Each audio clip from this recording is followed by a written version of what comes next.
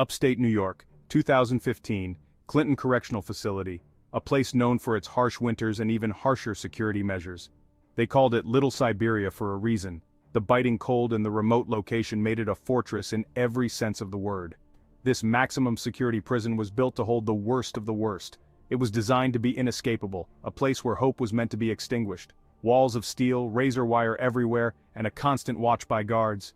The security measures were relentless, a testament to the prison's reputation. No one had ever escaped from Clinton's walls. The security cameras, the guards, the impenetrable walls, all seemed foolproof. No one, that is, until Richard Matt and David Sweat came along. These two inmates were not just any prisoners, they were determined and resourceful. Their plan was the stuff of Hollywood. Months of meticulous work, a smuggled hacksaw blade, and a network of secret communications. And a helpful prison worker named Joyce Mitchell. Matt, a cunning manipulator, used his charm to win her over. And Sweat, a strong and determined accomplice, provided the muscle and the grit needed to execute their plan. They chipped away at the concrete and steel, inch by painstaking inch. Each day brought them closer to their goal, but also increased the risk of being caught. They navigated a labyrinth of tunnels and pipes, a dark and dangerous maze beneath the prison. Every step was fraught with danger, their every move a gamble against impossible odds. The tension was palpable, the stakes incredibly high. And then, on a night that would change everything, they were gone. The prison was left in shock, its reputation shattered, as the two men vanished into the night.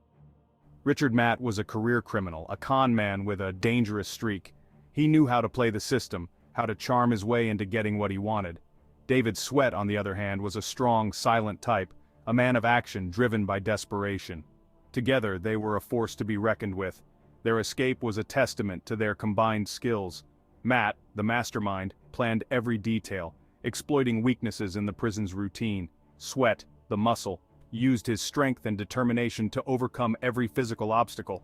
They were an unlikely duo, but their shared desire for freedom united them in their audacious goal. The manhunt was massive, a desperate race against time involving thousands of law enforcement officers. Helicopters buzzed overhead, search dogs scoured the dense woods surrounding the prison, and the faces of Matt and Sweat were plastered on every news channel. But freedom, as Matt and Sweat were about to discover, was a fragile thing. Their escape had been a masterpiece of planning and execution, but staying free in the unforgiving wilderness was a whole different challenge. They were hunted, exhausted, and running out of time. Their story, once a tale of triumph, was about to take a dark turn. From the wilds of upstate New York, we shift our focus to the sweltering Louisiana State Penitentiary, also known as Angola. This prison, infamous for its harsh conditions and history, has been the site of countless stories of suffering and endurance. This is where we meet Herman Wallace, a man who knew the true meaning of confinement. His story is one of resilience in the face of unimaginable adversity. In 1972, Wallace and two other inmates, Albert Woodfox and Robert King, were accused of killing a prison guard. This accusation would change their lives forever. They became known as the Angola Three, a symbol of the fight against the injustices of the prison system. Their case drew attention from human rights activists around the world. Despite maintaining their innocence, Wallace and Woodfox would spend the next 4 decades of their lives in solitary confinement. This extreme form of punishment is often considered a form of psychological torture. Imagine, 23 hours a day, alone in a cell the size of a parking space, year after year, decade after decade. The isolation, the monotony, the lack of human contact, it's a reality that few can truly comprehend. The mental and emotional toll of such isolation is almost unimaginable.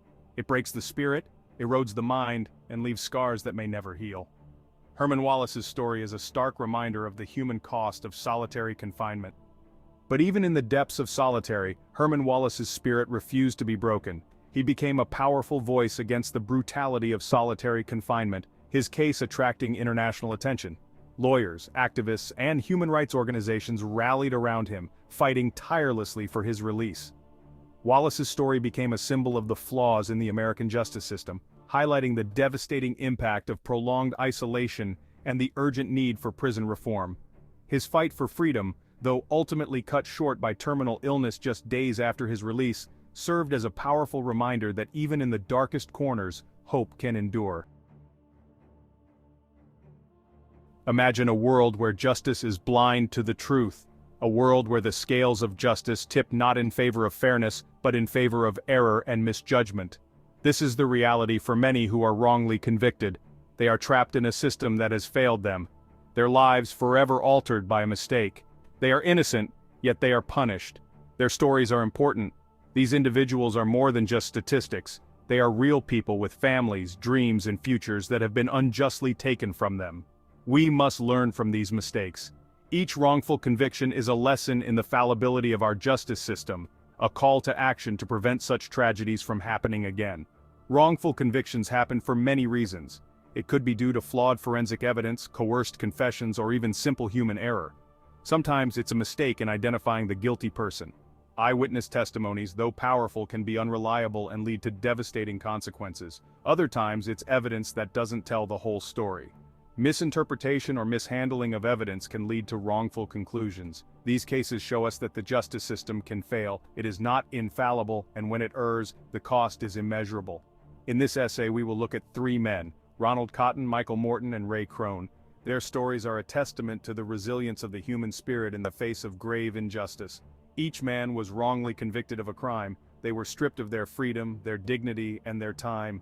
Each man spent years in prison for something he didn't do.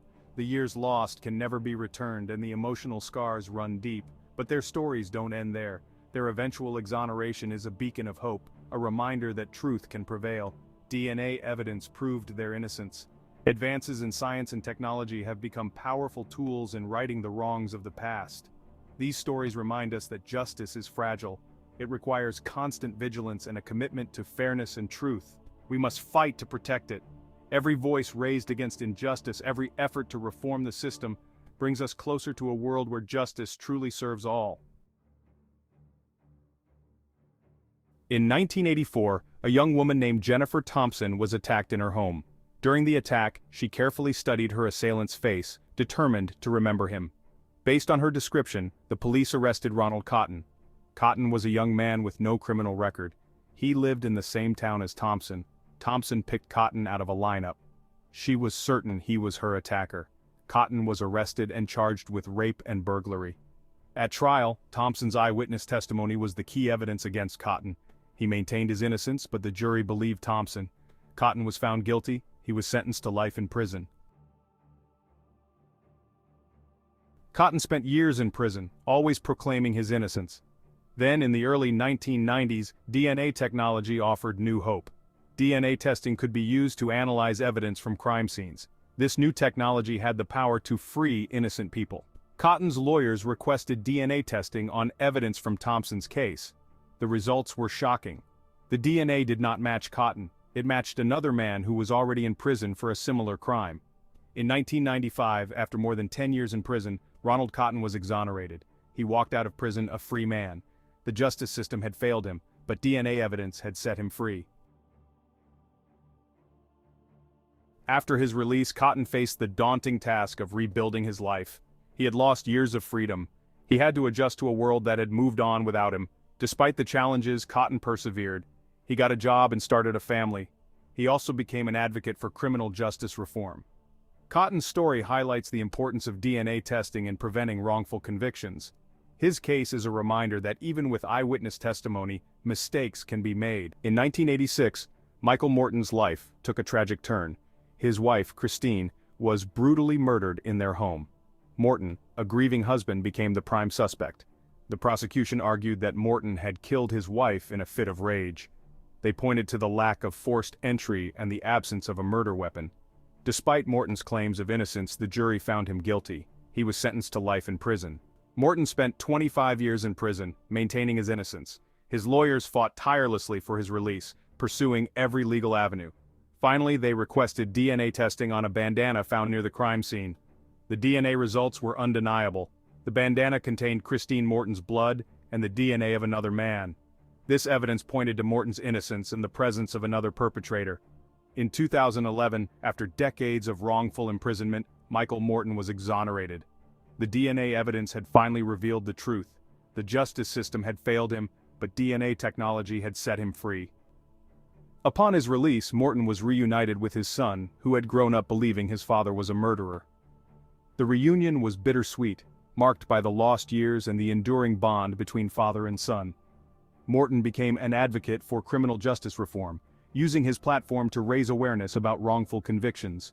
His story is a testament to the resilience of the human spirit and the importance of fighting for justice, even in the face of adversity. In 1991, a Phoenix bartender was found murdered in her apartment.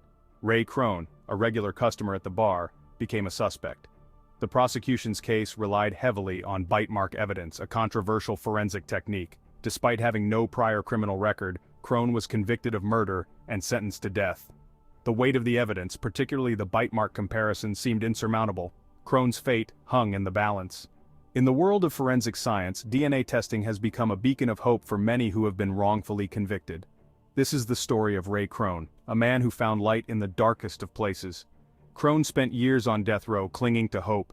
His days were filled with uncertainty and despair, yet he never gave up on the belief that one day, the truth would set him free. His case drew the attention of the Innocence Project, an organization dedicated to exonerating wrongly convicted individuals through DNA testing. The team of lawyers and scientists at the Innocence Project worked tirelessly, reviewing every detail of Crone's case.